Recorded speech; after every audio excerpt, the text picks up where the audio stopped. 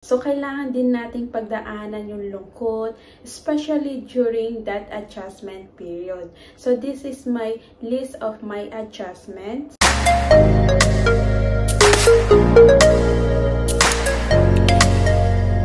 Hi mga ka-Blessed Vlogs! Welcome back again to my YouTube channel. Kung bago ka pa lang sa channel ko, please don't forget to subscribe to my YouTube channel and click the notification bell para lagi po kayong ma-update kapag once na may bago po akong video niya upload. So, way back 2022 po, noong bago po ako dito sa bansang Israel. So, 1 year and 5 months na po ako dito sa bansang Israel. And I was also on the places of confusion, self-doubt. Balik na lang kaya ako sa Pilipinas. So, talagang nahihirapan ako sa language. Hindi ko maintindihan yung salita nila dito. So, talagang nakaka-overwhelm mga ka-Blessed Vlog. So, kung makikita nyo yung previous vlog ko mga ka-Blessed Vlog, is na-share ko sa inyo yung struggle ko, especially during my first year here in Israel. So, ilalagay ko na lang po yung link sa description box mga ka-Blessed Vlogs. So, imagine yung tipong nagbago yung mundong ginagalawan mo dahil nasanay tayo na kasama natin yung family natin sa Pilipinas. And then we dream.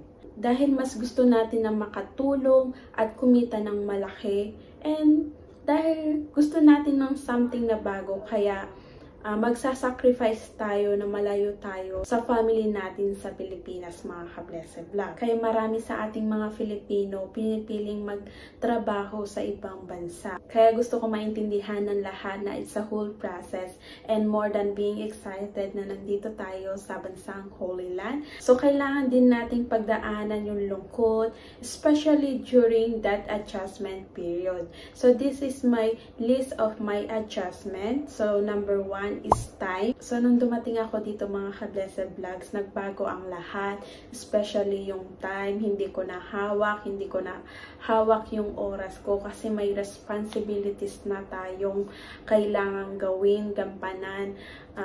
Especially kapag nasa duty ako, nasa bahay ako ng alaga ko, kailangan gawin mo yung trabaho mo dahil sa Pilipinas, hawak ko yung oras ko, nagagawa ko yung gusto ko, pero dito hindi mo na hawak yung oras kasi meron ka ng inaalagaan, may responsibilities ka ng kailangang gampanan mga ka-Blessed Vlogs. So, yun yung isang adjustment ko noong dumating ako dito mga ka-Blessed Vlogs. So, number 2 is language. Alam naman natin na language is barrier.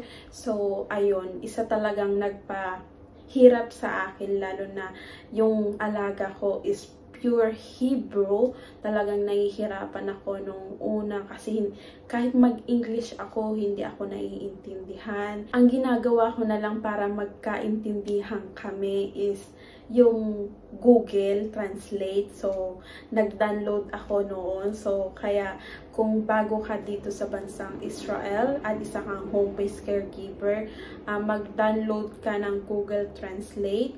So, ayun, isa din yung nakatulong sa akin na maka-connect doon sa alaga ko para maintindihan niya ako at maintindihan ko siya. So, nung bago ako dito, talagang ang nagpa-adjust sa akin ng malaki is yung language. Talagang nahirapan ako, lalo na nga is purong Hebrew yung alaga ko.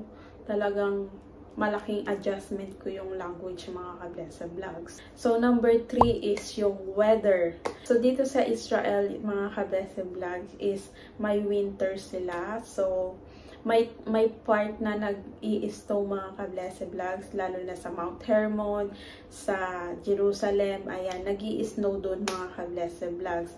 Kaya nung first time ko dito is talaga nung unang nagpunta ako ng Jerusalem, sobrang lamig mga ka-Blessed Vlogs. So, isa din nagpa-adjust sa akin is yung weather. Kasi sa Pilipinas, ang meron lang tayo is yung rainy season tsaka yung summer. So, dito is may winter sila. Kaya, lalo na ako is bata pa lang ako pero marayuman na ako. Kaya, ayun, talaga nagpa-adjust sa akin is yung weather mga ka-Blessed Vlogs. Talagang konting lamig lang, masakit na yung paa ko. Kaya, Ayun. So, number 4 is yung food, mga ka-blessed vlogs. Lalo na bawal ang baboy dito, mga ka-blessed vlogs. Syempre, mga Filipino tayo, gusto natin yung baboy. So, ayun. Isa din is yung walang lasa yung food nila dito, mga ka-blessed vlogs. Hindi ko alam kung bakit, pero hindi ko type yung food, yung mga ibang food dito, mga ka-blessed vlogs. Lalo na yung mga walang lasa. Talagang minsan hindi ko gusto talaga, mga ka-blessed vlogs. Kaya ayun, minsan pag off ko, bumibili ako ng Filipino food. Kaya ayun, pero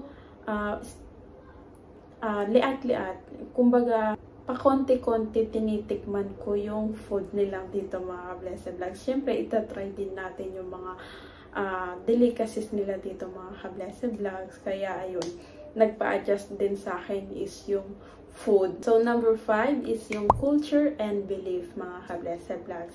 So, nung bago ako dito, mga ka-blessed vlogs, dito ko lang nalaman na kada Friday, tuwing sasapit yung Shabbat is walang autobus, mga ka-blessed vlogs. Dito ko din na laman na pag Shabbat, hindi ka pwedeng gumamit ng mga electric, mga ka-blessed vlogs, lalo na yung washing machine, stove.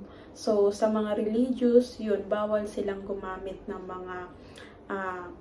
mga washing machine. Basta yung electricity, mga ka-blessed vlogs, bawal din silang manood ng TV pag once na Shabbat day. So, kada holiday din nila dito is talagang sineselebrate nila, may handaan. So, kada may holiday, pumupunta kami sa anak. Then, ayun, may handaan na napaka-bongga. Kaya ganyan, isa din talagang nagpa-adjust sa akin is yung culture and belief nila, mga ka-blessed vlog. Syempre, kailangan natin irespeto yung paniniwala nila, yung belief nila, lalo na kapag once na Shabbat day, talagang kailangan mo ding bilang isang caregiver dito, kailangan mo ding sundin yung kung ano yung ginagawa nila, mga ka-blessed vlogs. Kaya, isa ding nagpa-adjust sa akin is yung culture and belief nila dito. So, number 6 is yung homesick, mga ka-blessed vlogs. Nung una ko dumating dito, mga ka-blessed vlogs, talagang gabi-gabi umiiyak ako. Balik na lang kaya ako sa Pinas, sabi ko. Kasi nung time na yun, talagang homesick na homesick ako. First time kong malayo sa family ko. First time kong mag-abroad.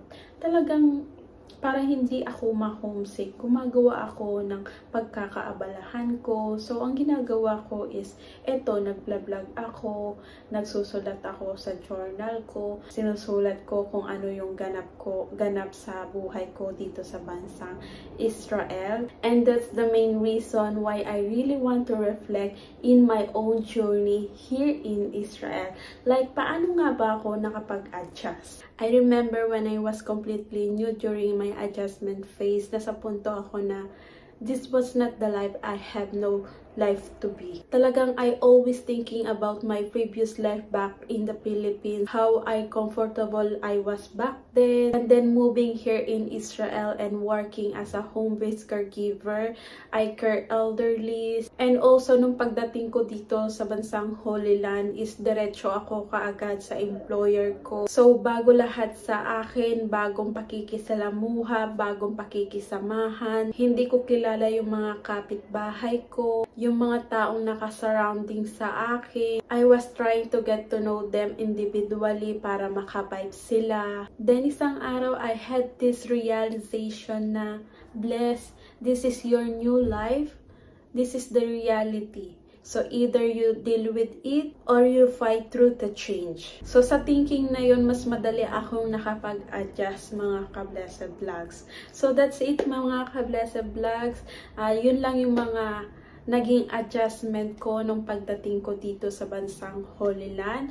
I hope na kapag nakarating kayo dito is makapag-adjust din po kayo so kung anong madadatnan nyo dito. So pagdating nyo dito talagang may mga struggle kayong pagdadaanan pero alam ko na malalampasan nyo yon.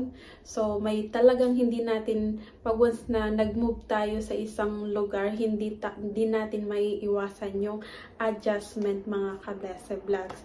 Kaya, ayun yun lang yung aking mga naging adjustment. I hope na nagustuhan nyo ang video na ito. Kaya, if you like this video, please don't forget to subscribe to my YouTube channel and click the notification bell para lagi po kayo ma-update kapag once na may bago akong video ni-upload. So, thank you for watching mga ka-Blessed Vlogs and see you on my next vlogs. And always remember that you are already blessed. Bye!